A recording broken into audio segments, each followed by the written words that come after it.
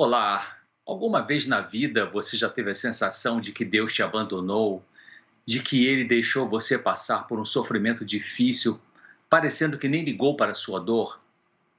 Alguns dizem: Ah, se Deus é bom mesmo, por que que minha filha morreu naquele acidente? Ou se ele existe, por que não me ajuda a conseguir emprego? Uma pergunta importante dentro desse assunto é: o que você faz quando parece que Deus te deixou sozinho, sozinha, numa situação dolorosa? Uma amiga minha budista, curiosamente, me enviou um áudio de uma palestra de uns 20 minutos, apresentada por uma médica cristã infectologista que tem trabalhado na frente de batalha contra a pandemia e outros problemas de saúde no hospital. A mensagem dela é muito inspiradora e uma das coisas que ela comenta, essa médica, é que como cristãos não viemos a essa existência, a essa vida, para ter ausência de tristeza, de dor, de angústia. É verdade. Foi assim com o Senhor Jesus Cristo, não é? Quando ele viveu aqui. Coisas ruins acontecem com pessoas boas. Um parente próximo morre num acidente desnecessário. Um filho nasce com defeito congênito grave. Você descobre que seu marido está lhe traindo, mesmo que você tenha orado a vida toda para ter um bom casamento. Surge um câncer no seu corpo e o médico não lhe dá um bom prognóstico.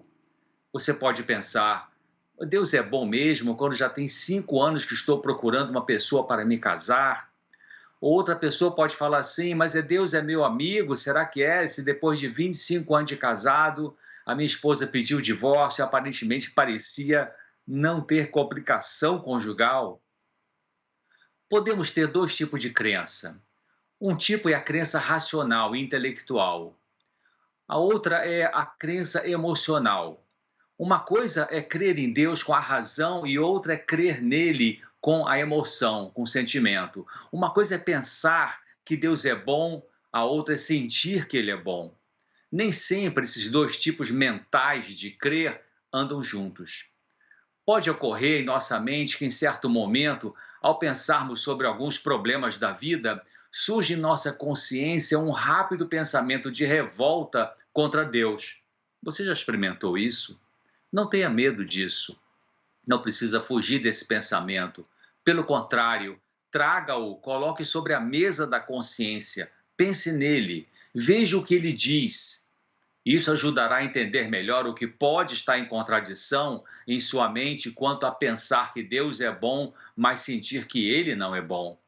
Pode estar existindo em sua vida uma luta da razão com a emoção.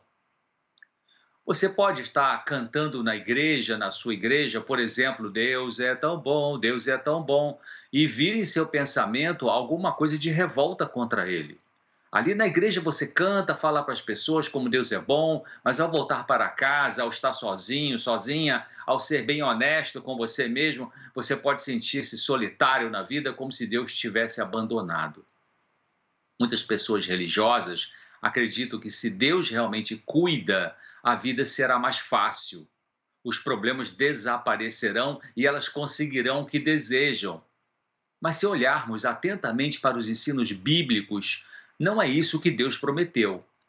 O que ocorreu com vários seguidores de Jesus? Parece que não foi a maioria deles no Antigo e no Novo Testamento que terminaram a vida felizes, ricos, cheios de conforto, prósperos.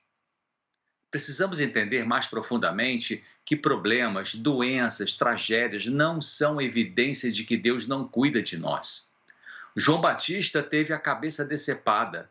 Pedro foi crucificado de cabeça para baixo. João, o evangelista, foi exilado numa ilha deserta. E esses foram cristãos comprometidos com o Senhor Jesus e missionários dele. O que Deus promete é que ele estará com a gente na hora difícil, na angústia, na pressão mundana para entrar na corrupção que poderia nos dar vantagens como dinheiro e outros bens materiais.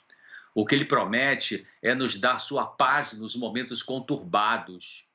Veja o que o apóstolo Paulo escreveu no capítulo 11, na carta aos Hebreus, nos versos 35 até o 38, sobre as pessoas que foram seguidoras e obedientes a Jesus. Ele disse: uns foram torturados, não aceitando o seu livramento para alcançarem uma melhor ressurreição, e outros experimentaram os escárnios e açoites e até cadeias e prisões. Foram apedrejados, cerrados, tentados, mortos ao fio da espada. Andaram vestidos de peles e de ovelhas e de cabras, desamparados, aflitos e maltratados, dos quais o mundo não era digno. Errantes pelos desertos e montes e pelas covas e cavernas da terra. Isso está na carta de Paulo, como eu disse, aos Hebreus, capítulo 11, versículo 35 ao 38. Então, personagens reais na história bíblica colocaram a sua esperança no que Deus disse que fará no final de tudo, ao Jesus voltar, que aliás faltam poucos anos para isso acontecer. E o que a Bíblia diz é o que Deus fará a justiça, tirará as lágrimas de nossos olhos, terminará com a morte, acabará com a corrupção e maldade social e implantará uma nova natureza em nós, eliminando o corruptivo do nosso caráter e do mundo também. Então, pode ser que Deus não nos resgate de sofrimentos e podem ter algumas razões para isso. Vamos pensar em algumas delas. Primeiro, porque podemos não crer que Ele possa fazer isso. Talvez pode estar faltando fé em você, em mim. Outra é porque temos pecado em nossa vida e precisamos lutar para abandoná-lo. Será que é isso que está impedindo Deus de abençoar? Também precisamos aprender a confiar em Deus. A confiança é um aprendizado, é um dom também que você pode pedir a Deus para aumentar sua confiança, sua fé nele. Outra razão porque Deus pode não nos tirar do sofrimento é porque Ele sabe que não seria o melhor para nós se Ele nos livrasse daquele problema no momento em que nós queremos. E Ele nos encoraja através das palavras do apóstolo Paulo, na sua carta aos Romanos, capítulo 8 e versículo 18, assim: porque para mim, disse Paulo, tenho por certo que as aflições desse tempo presente não são para comparar com a glória que em nós há de ser revelada. Deus pode não nos resgatar de alguns sofrimentos também porque pode existir uma lição que precisamos aprender ou uma qualidade de caráter que necessitamos desenvolver através da situação difícil do momento. Daí vem uma pergunta importante para fazermos para nós mesmos. O que eu posso aprender com esse sofrimento? Um outro aspecto é que Deus pode estar construindo a nossa história, está construindo, na verdade, a nossa história de fé, e assim um dia poderemos compartilhar com os outros o que temos aprendido. E Deus está realizando algo surpreendente que ainda não sabemos o que é ou que resultará na nossa vida. Também Deus está nos ensinando a ter um relacionamento mais pessoal, mais perto, mais espiritual com Ele. Paulo passou a entender que diante dos sofrimentos, aproximar-se de Deus era o mais importante, ao dizer, o que a gente vê lá em Filipenses, no capítulo 3, no versículo 8, ele falou assim: na verdade eu também tenho por perda todas as coisas pela excelência do conhecimento de Cristo Jesus, meu Senhor, pelo qual sofri a perda de todas essas coisas e as considero como escória para que possa ganhar a Cristo. Então, precisamos manter firme nosso olhar na recompensa final. Mas o que fazer enquanto ela não chega e coisas ruins acontecem com a gente?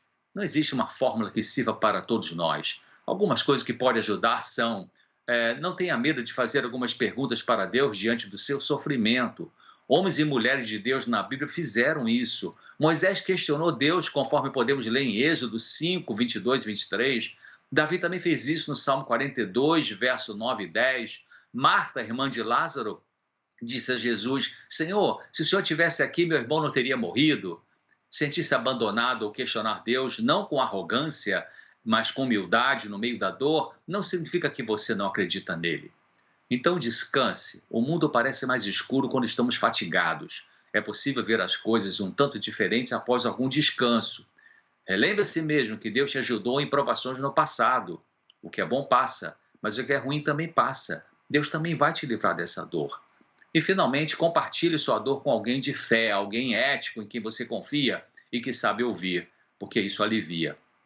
Pense nisso. Espero você no próximo Claramente, se Deus quiser. Paz, luz e confie em Deus.